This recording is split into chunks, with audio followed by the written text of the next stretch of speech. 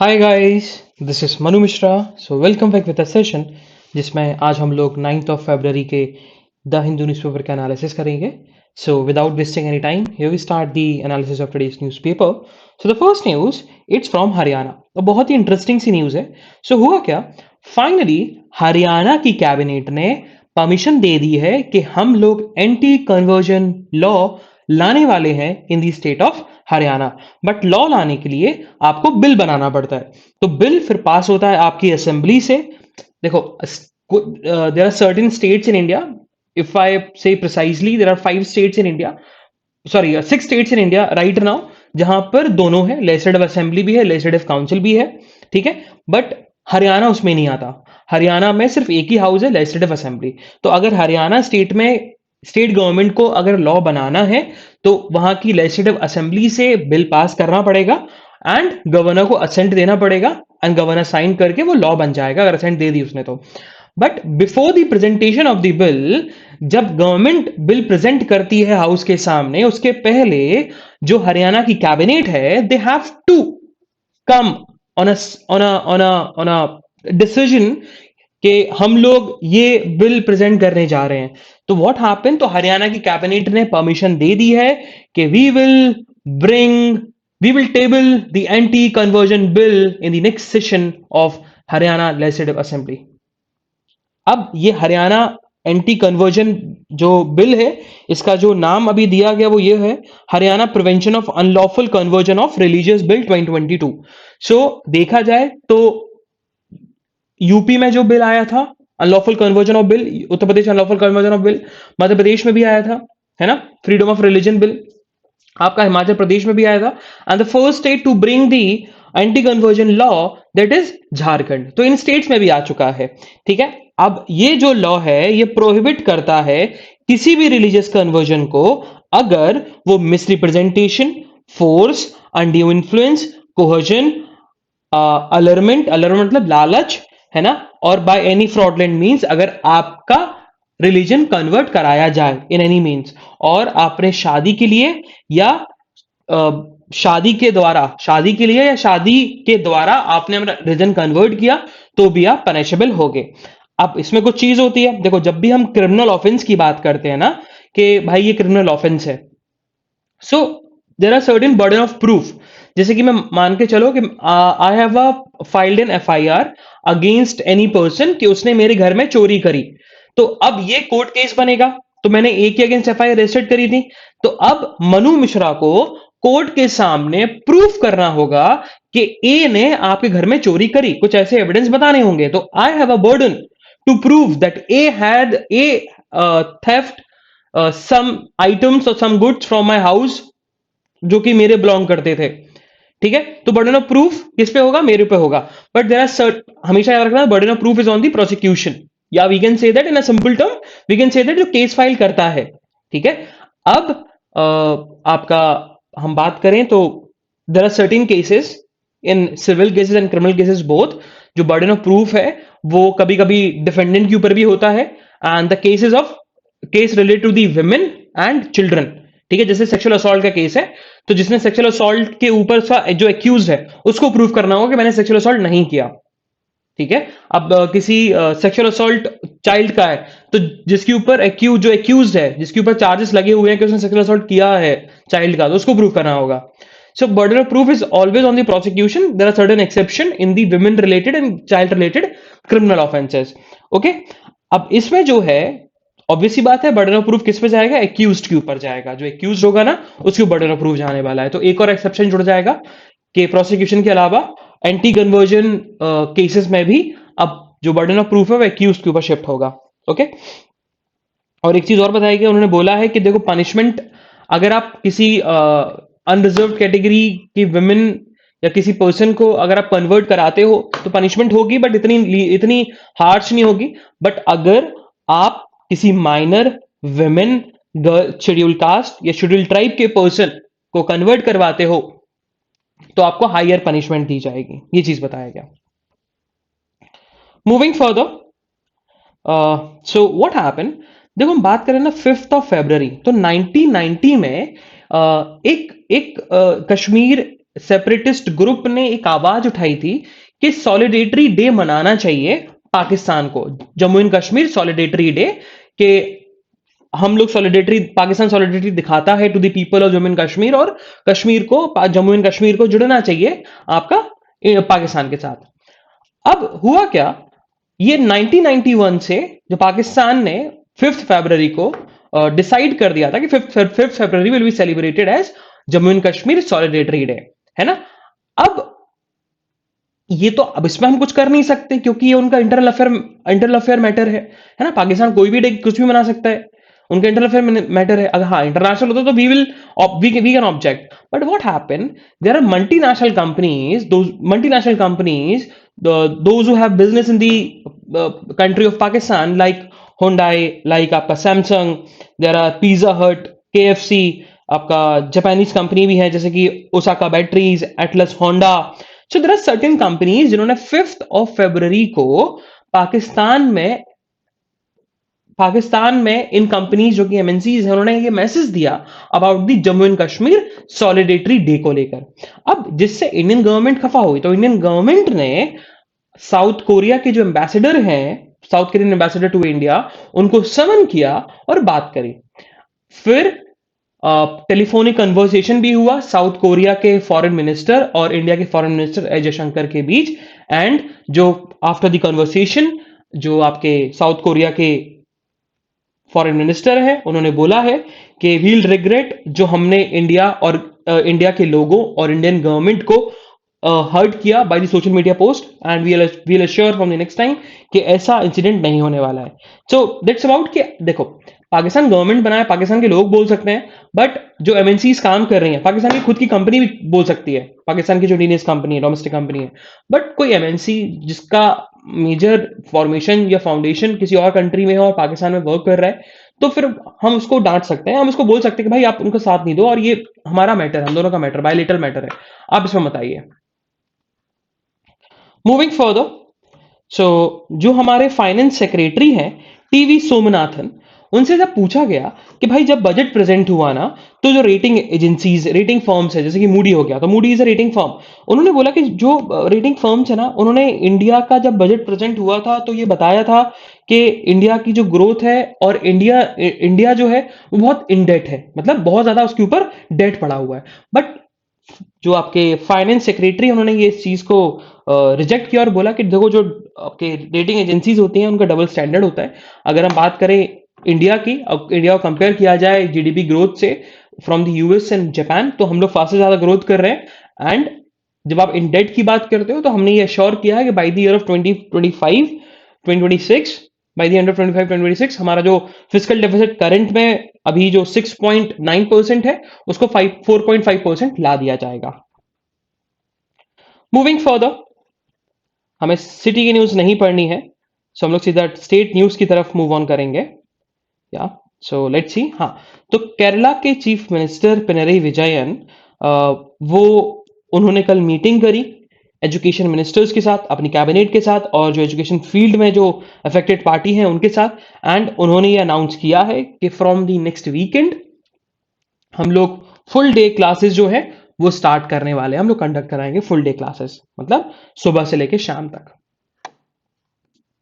Moving further again on the state page, so finally Tamil Nadu की assembly ने फिर से नीट बिल को अडॉप्ट कर दिया। अभी इंसिडेंट हुआ क्या था, बाकी में अच्छा ये इतना ही समझो बस अभी, बाकी इस पे क्या एडिटोरियल भी है, तो हम उसको पूरा डिटेल में समझेंगे, गवर्नर की पावर क्या होती है, क्या है, कौन सा आर्टिकल, ये सारी चीजें, ठीक है। सो इतना ही समझो कि तमिलनाडु की असेंबली ने फिर से नीट बिल को रीअडॉप्ट कर लिया, जो कि गवर्नर को जब भेजा गया था फॉर दी असेंट, तो गवर्नर ने फिर से रिकंसिडरेशन के लिए भेज दिया था, लेकिन फिर से तमिलनाडु गवर्नमेंट ने रीअडॉप्ट कर लिया, और फिर से अब जो बिल है पास हो चुका है तमिलनाडु की असेंबली से। अब वो जाएगा कहां पर, आपका गवर्नर के पास, एंड गवर्नर को उस पर साइन करना होगा, ठीक है। चलो, moving further, so what happened, तो फाइनली महाराष्ट्र गवर्नमेंट ने डेटा दे दिया है about the population of OBCs in the state of Maharashtra, and they have stated that around 38% of the population in the state of Maharashtra are OBCs, so giving 27% reservation for the 27% reservation for the OBCs in the local body elections are valid, और हमें उसको restore करने की जरूरत है, जो supreme court ने अभी उस पर एक तरीके से स्टे लगा दिया था। या so we move to the editorial page. तो पहला एडिटोरियल जो अपन डिस्कस करेंगे वो है नीट एंड स्टेट्स, ये अपन पढ़ने वाले हैं, बड़ा इंटरेस्टिंग सा है। Second one of the most important article of today's newspaper, that's about the agri spending को लेकर है कि एग्रीकल्चर फील्ड में कितना स्पेंड कर रहे हैं और हमें कैसे जो फार्मर्स की इनकम है उसको बूस्टअप करने की जरूरत है, ये अपन पढ़ेंगे। The third one it's about the कि हम जब फिलंथ्रॉपी करते हैं, मतलब जब भी हम चैरिटी करते हैं, तो जैसे मान के चलो हमारी इनकम 100 रुपीज है, तो अगर हम 20 रुपीज की चैरिटी कर रहे हैं तो टैक्स जो है 80 रुपीज पे लगेगा, ना कि 100 रुपीज पे। हाँ, अगर आप चैरिटी नहीं कर रहे तो आपको 100 रुपीज पे टैक्स लगेगा। तो ऑथर का यही क्वेश्चन है कि अपन चैरिटी को एक्सेप्शन में क्यों डाल देते हैं, अपन टैक्स इंसेंटिव क्यों देते हैं चैरिटी के लिए, ये अपन पढ़ेंगे। ठीक है, चलो तो first will discuss the neat and states. हुआ क्या, देखो पहले पूरा इंसिडेंट समझ लो। तमिलनाडु गवर्नमेंट ने अभी जो तमिलनाडु में गवर्नमेंट है वो डीएमके पार्टी की गवर्नमेंट है, एंड तमिलनाडु में अभी जो गवर्नर है वो आर एन रवि है। और तमिलनाडु के गवर्नमेंट ने, डीएमके गवर्नमेंट ने एक बिल प्रेजेंट किया था, तमिलनाडु आपका नीट एग्जम्पशन बिल, तो जिसको हम बोल सकते हैं बेसिकली कि जो तमिलनाडु के मेडिकल कॉलेजेस होंगे, स्टेट मेडिकल कॉलेजेस होंगे, वो अब नीट बिल के, नीट एग्जामिनेशन के थ्रू उनका एंट्रेंस नहीं होगा। ठीक है, अब उन मेडिकल कॉलेज में अब नीट के एग्जामिनेशन एप्लीकेबल नहीं होगा, सिंपल सी बात। और जो ट्वेल्थ के मार्क्स हैं, ट्वेल्थ के मार्क्स पर मेरिट बनेगी और मेरिट के बेसिस पर बच्चों का एडमिशन दिया जाएगा तमिलनाडु के स्टेट मेडिकल कॉलेजेस में। ये बिल था। अब ये बिल असेंबली से पास हुआ, एआईएडीएमके ने भी सपोर्ट किया, जो कि अपोजिशन में उसने भी सपोर्ट किया, और ये बिल कहाँ गया, गवर्नर के पास गया। जब गवर्नर के पास गया तो गवर्नर ने अराउंड उनको सितंबर 2021 में उनको ये बिल मिल गया था, लेकिन उन्होंने इस बिल पे साइन ही नहीं किया, ना असेंट दिया, कुछ भी नहीं कर रहे थे। अब 2-3 दिन पहले उन्होंने फिर से ये बिल को वापस कर दिया टू दी गवर्नमेंट कि आप इसको फिर से रिकंसिडर करो। अब देखो प्रॉब्लम क्या है, जब भी हम बात करते हैं गवर्नर की, तो देखा जाए तो गवर्नर के पास डिस्क्रिशनरी पावर होती हैं, ज्यादा होती हैं as compare to the president. President के पास ये डिस्क्रिशनरी पावर नहीं होती, गवर्नर के पास ज्यादा होती है डिस्क्रिशनरी पावर। तो जब भी स्टेट गवर्नमेंट लॉ बनाती है तो उसको अपनी हाउस से पास करना होता है बिल को। फिर वो बिल जाता है किसके पास, गवर्नर के पास, और गवर्नर के पास उस सिचुएशन में उस बिल को लेकर चार रास्ते होते हैं। पहला रास्ता असेंट दे दे, मतलब हाँ बोल दे, या तो अपनी असेंट को विथहोल्ड कर ले। विथहोल्ड मतलब कि मतलब हम असेंट दे देंगे, बात को टालना कि अभी हम रखे हैं ना, हम हाँ बोल रहे हैं ना हम हाँ बोल रहे हैं, ना ही हम ना बोल रहे हैं, विथहोल्ड करके रखना। ठीक है, जैसा आप सांस रोक के रखते हो ना, तो बोलते हैं ना विथहोल्ड योर आपका ब्रेथ, तो वैसे ही विथहोल्ड द बिल उन्होंने विथहोल्ड करके रखा हुआ है, रोक के रखा हुआ है। तीसरा ऑप्शन होता है गवर्नर के पास कि वो वापस कर दे, रिकंसिडरेशन के लिए भेज दे फिर से कि भैया इसमें कुछ चेंजेस करो और आप वापस भेजो, हम साइन कर देंगे। और चौथा तरीका जो होता है वो होता है प्रेसिडेंट के पास रिफर कर देना। ठीक है, अब प्रेसिडेंट के पास रिफर करने का जो कॉन्सेप्ट है वो ये है कि गवर्नर को जब लगे कि ये हमारी पावर के बाहर है, ऐसा नहीं करना चाहिए, या जो बिल में जो लॉ बनाया जा रहा है वो सेंटर के लॉ से कॉन्फ्लिक्ट करेगा, है ना, कॉन्फ्लिक्ट ऑफ इंटरेस्ट हो जाएगा सेंटर के लॉ से, तब ये बिल प्रेसिडेंट को रिफर कर देता है। अब जब हम थर्ड कंडीशन की बात करें रिकंसिडरेशन की, तो एक बार रिकंसिडरेशन के लिए भेज दिया और वापस से गवर्नमेंट ने, लेजिस्लेटिव असेंबली ने फिर से वही बिल पास किया, सेम टू सेम पास किया या कुछ चेंजेस करके ही पास किया, तो जब सेकंड टाइम गवर्नर के पास आएगा तो गवर्नर को साइन करना पड़ेगा, ये कंपल्शन होता है। जब हम प्रेसिडेंट की बात करते हैं तो प्रेसिडेंट के पास जब ये बिल जाता है, रेफर हो जाता है, तो प्रेसिडेंट अगर वो मनी बिल नहीं है तो फिर से वो रेफर कर सकता है, प्रेसिडेंट भी रेफर कर सकता है रिकंसिडरेशन के लिए। ठीक है, और प्रेसिडेंट के ऊपर कोई ऐसा ऑब्लिगेशन नहीं है कि उसको साइन करना ही पड़ेगा। अब देखो, अब हम इसकी बात करें ना, आपके नीट बिल की बात करें, तो गवर्नर ने जो रिकंसिडरेशन के लिए वापस से भेजा वो गलत है। क्यों? क्योंकि गवर्नर ना प्रेसिडेंट को ही रिफर करेंगे। उसका रीजन ये है क्योंकि जो नीट बिल है जो कि तमिलनाडु असेंबली ने पास किया, वो कॉन्फ्लिक्ट में आता है सेंट्रल लॉ से, क्योंकि सेंटर का लॉ बोलता है कि जितने भी इंडिया मेडिकल कॉलेजेस हैं उन सब में एडमिशन नीट एग्जामिनेशन के थ्रू होगा। तो ये कॉन्फ्लिक्ट हो रहा है स्टेट लॉ सेंट्रल लॉ के बीच में। तो गवर्नर को रिकंसिडरेशन के लिए भेजना ही नहीं चाहिए था, उनको प्रेसिडेंट को रेफर कर देना चाहिए था, जो कि नहीं किया। और article 200 of the Indian constitution में ऐसा मेंशन भी है ना, ऐसा मेंशन भी है। ये चीज बताया। लेकिन जब क्वेश्चन पूछा गया, एक और क्वेश्चन अराइज होता है कि भाई ये बताओ तो गवर्नर को प्रॉब्लम क्या है बिल से। तो गवर्नर ने जो रीजन दिया है, उनका ये कहना है कि जो A K रंजन कमेटी की रिपोर्ट थी जिसमें बोला गया था कि तमिलनाडु के मेडिकल कॉलेजेस में, स्टेट मेडिकल कॉलेजेस में नीट एग्जामिनेशन अप्लाई नहीं होना चाहिए, हम उस रिपोर्ट को नहीं मानते। इसी के चलते गवर्नर ने इस बिल को पास ना करने की ठान ली थी, है ना। देन फिर ऑथर ने लास्ट में यही लिखा कि देखो, गवर्नर जो पसंद करता है उस हिसाब से लॉ नहीं बन सकता। सरकारिया कमीशन बनी थी। सरकारिया कमीशन का सिंपल सा यही काम था, about the state and centre के रिलेशनशिप को लेकर। और उन्होंने एक बात ऑब्जर्व करी थी उसमें कि governor should not act contrary to the advice of council of minister merely because he did not like the policy embodied in the bill. मतलब गवर्नर जो है ना, वो गवर्नर काउंसिल ऑफ मिनिस्टर्स के एडवाइस के अगेंस्ट काम नहीं कर सकता, बस इसके लिए क्योंकि उसको उस बिल की पॉलिसी पसंद नहीं आई, है ना। ऐसे काम नहीं कर सकता। ये सिंपल सी बात बोली गई थी और यही हमारा डिटोरियल है। तो ये बेसिकली डांट रहे हैं, ये बेसिकली उन्होंने बेसिकली यही बोला है कि गवर्नर जो है, उन्होंने अपने पावर के एम्बिट में रहकर काम नहीं किया, अपने एम्बिट में रहकर काम नहीं किया, sorry. Okay, moving further towards the next editorial, that's about the step up agri spending boost farm incomes। अब ये है क्या, देखो, अगर हम अभी इस बार जो बजट आया, तो इस बजट में जो एग्रीकल्चर सेक्टर में जो एलोकेशन कितना परसेंट इंक्रीज हुआ, 4.4%। अब किसका 4.4% समझ में आएगा, जैसे कि 2021-2022 के फाइनेंशियल ईयर में जो बजट एलोकेशन था वो 100 रुपए था। तो इस साल जो बजट एलोकेशन है वो 4 रुपए से बढ़ गया, 4.4 रुपीज से बढ़ गया। तो 4.4% का इंक्रीमेंट हुआ है यूनियन बजट 2022-2023 इन दी एग्रीकल्चर सेक्टर में, ये चीज बताया गया।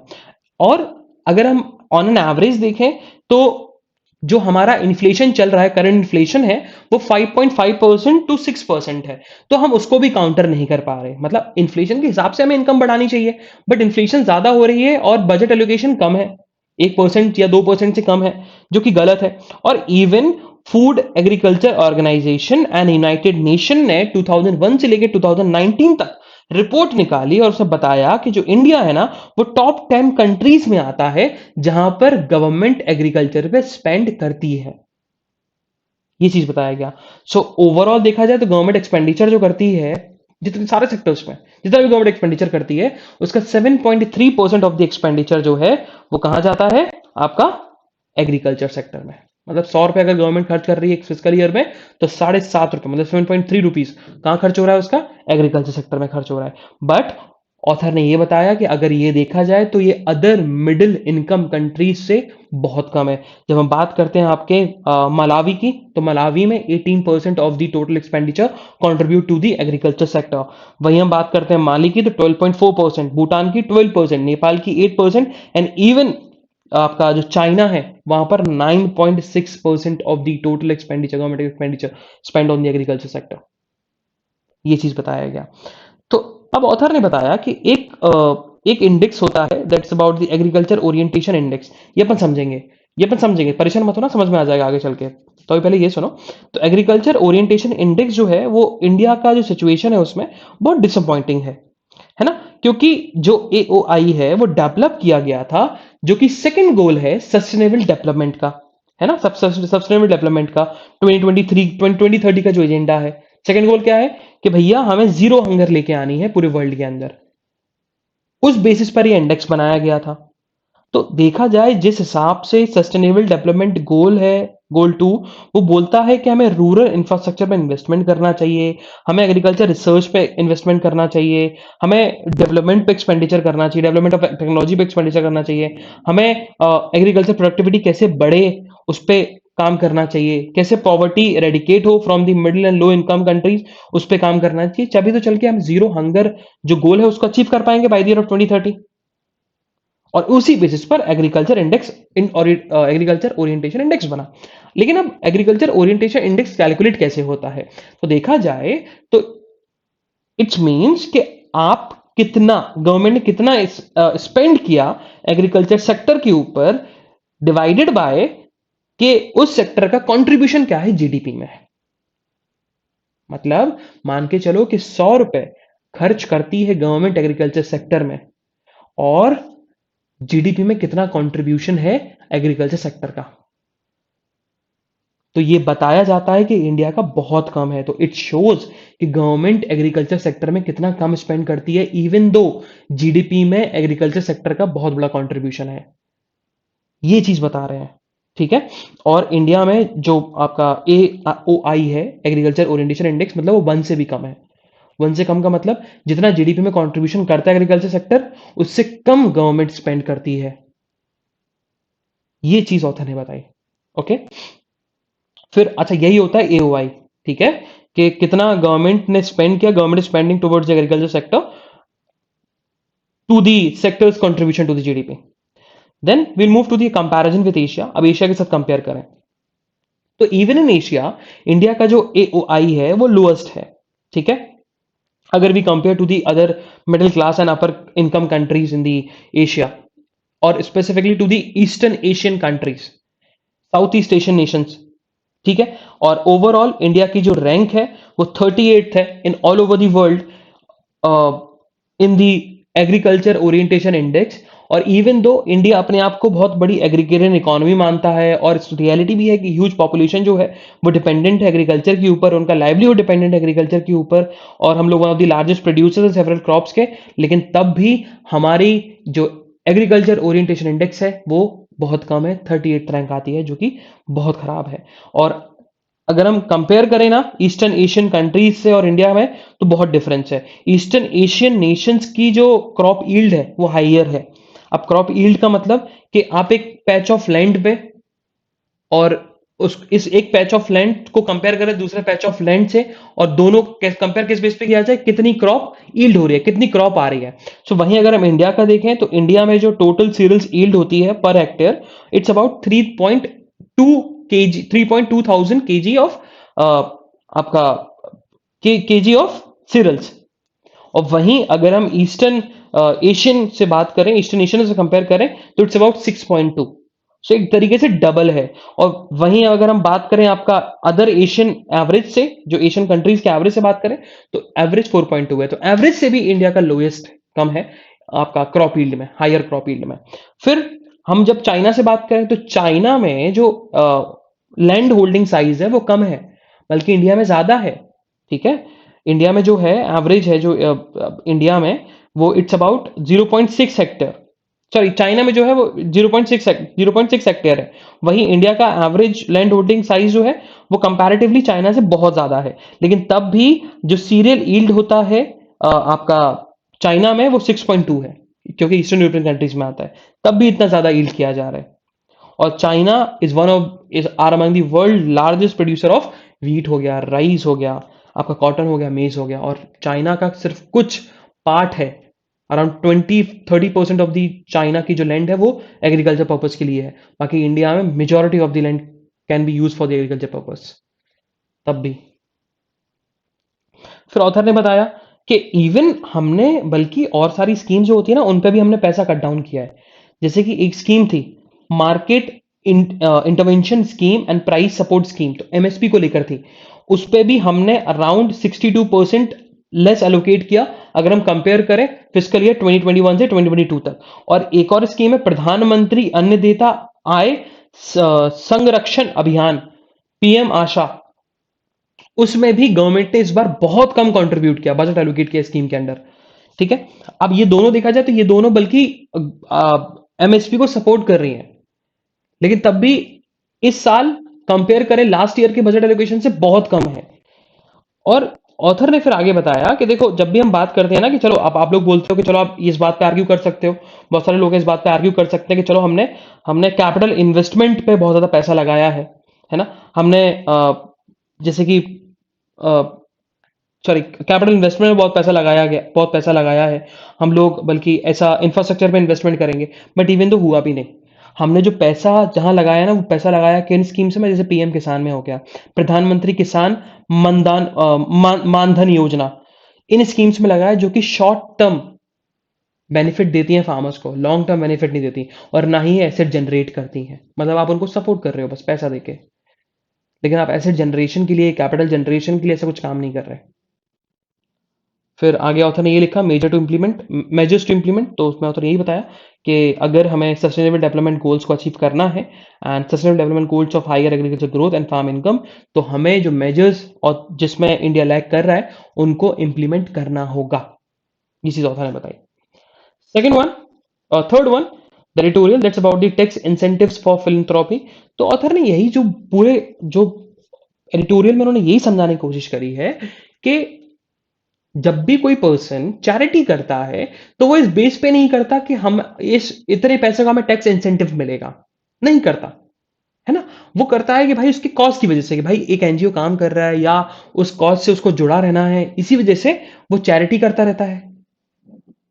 तो गवर्नमेंट के पास जो रेवेन्यू जनरेशन का एक तरीका है कि आप चैरिटी के ऊपर भी टैक्स लगा सकते हो, वो क्यों छोड़ रही है, इसी को लेकर ऑथर ने एडिटोरियल लिखा। फिर ऑथर ने यही बताया कि देखो सबसे पहली बात तो ये है कि भाई कि अब लोग बोलते हैं कि भाई आपको कैसे पता, है ना। आप अगर आपने किसी से अगर आप कोई आपसे कुछ बोले, बात बोले, तो आप बोलोगे ना भैया कि भैया आपके पास डेटा है, आप बताओ हमें। हम बोलते हैं सेक्स रेशियो कम है, तो अब हम गिनने थोड़ा बैठेंगे, मतलब गिनने बैठ सकते हैं, ऑब्वियस सी बात है, हमें डेटा कलेक्ट करना पड़ेगा, बट अगर कोई तुमसे डायरेक्टली आके बोले कि भाई सेक्स रेशियो कम है, तो आप कैसे मान लोगे। आपके पास प्रूफ होना चाहिए, डेटा होना चाहिए। तो वही चीज जब ऑथर से पूछी गई या ऑथर ने खुद एक अपने आप को क्वेश्चन किया कि फर्स्ट ऑफ ऑल हम लोग कैसे मान सकते हैं कि जो फिलंथ्रॉपी होते हैं या फिर जो लोग हैं जो टैक्स इन जो चैरिटी करते हैं वो टैक्स इंसेंटिव के लिए करते हैं या अपने खुद के कॉज के लिए करते हैं या अपने बेनिफिट के लिए करते हैं, वो हम कैसे पता लगा सके, उसके लिए डेटा। लेकिन इंडिया में अभी तक ऐसा कोई डेटा कलेक्ट किया ही नहीं गया, और डेटा कलेक्ट किया गया तो वो ऑथेंटिक नहीं है। तो ऑथर जो बताना चाह रही है कि हम, ऑथर जो है ना अशोका यूनिवर्सिटी से बिलोंग करती है, तो ऑथर ये बताना चाह रही है कि अशोका यूनिवर्सिटी ने एक इनिशिएटिव लिया है and we will collect the data on the basis of text, on the basis of charity, कि लोग जो है वो जो लोग जो है चैरिटी किस पर्पस के लिए करते हैं, टैक्स एग्जेम्पशन के लिए करते हैं या फिर उनका खुद का मोटिव है। Moving further towards the national use, so ministry ने जो रिन्यू कर दिया है एफसीआरए की परमिशन टू दी एफएचएफआई। ठीक है, तो एफएचएफआई क्या है, public health foundation of India, that's the public health advocacy group, और उसका एफसीआरए का रजिस्ट्रेशन बाकी था, परमिशन बाकी था, लेकिन अब मिनिस्ट्री ने होम मिनिस्ट्री ने एफसीआरए रजिस्ट्रेशन उसका रिन्यू कर दिया है। मूविंग फर्दर, बाकी आज के पेपर में बहुत पॉलिटिकल न्यूज है, तो ये भी पूरा पॉलिटिकल है, स्किप करो। या on the national news, so around कल इंडिया में देखा जाए तो 71,000 केसेस कुछ निकले हैं, एंड एक्टिव कोविड 19 के जो केसेस एग्जिस्ट कर रहे हैं इंडिया में, इट्स अराउंड 10 लाख है अभी भी केसेस, बट इतने केसेस नहीं निकल रहे जितने हमने 4 लाख देख लिए थे बीच में, 3-4 दिन दिन तक लगातार आए थे, लेकिन आज 71,000 बिलो 1 लाख भी आ रहे हैं cases. It's a good thing. So again, so agriculture secretary change हो चुके हैं, तो now Manoj Ahuja will be the secretary of agriculture and he will overtake the Sanjay Agrawal, जो कि रिसेंटली अब रिटायर होने वाले हैं। अच्छा, इन लोग को अपॉइंट कौन करता है, they are appointed by the appointment committee of cabinet. तो आरबीआई का गवर्नर भी ना इसी से अपॉइंट होता है, appointment committee of cabinet. RBI का गवर्नर भी इससे अपॉइंट होता है, सेक्रेटरीज भी, चाहे एग्रीकल्चर सेक्रेटरी हो, फाइनेंस सेक्रेटरी हो, इकोनॉमिक एडवाइजर हो, इनसे ही सब अपॉइंट होते हैं। अपॉइंटमेंट कमिटी ऑफ कैबिनेट, ये लिख लेना इस जगह।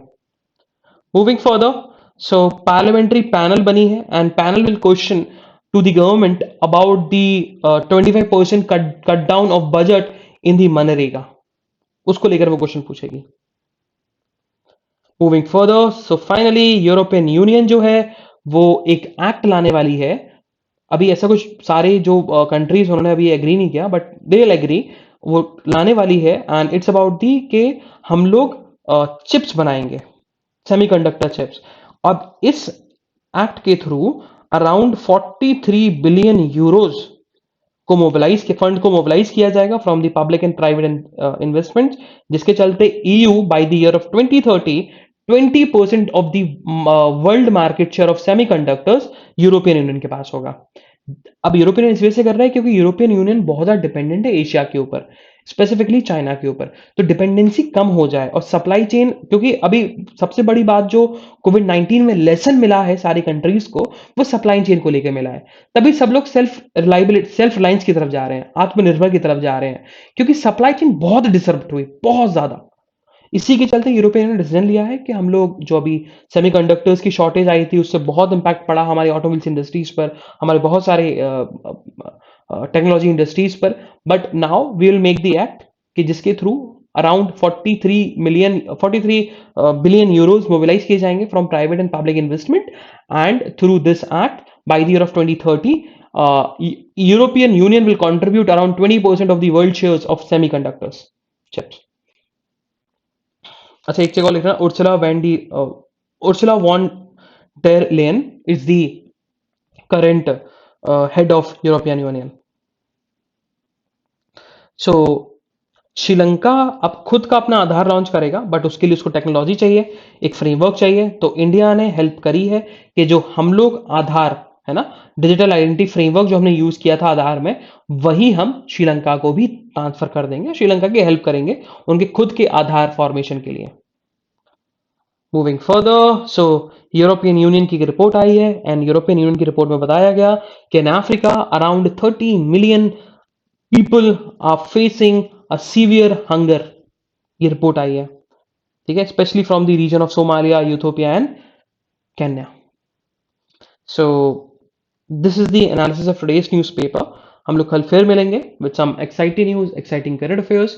तब तक के लिए bye bye, have fun and enjoy your day. Bye bye guys.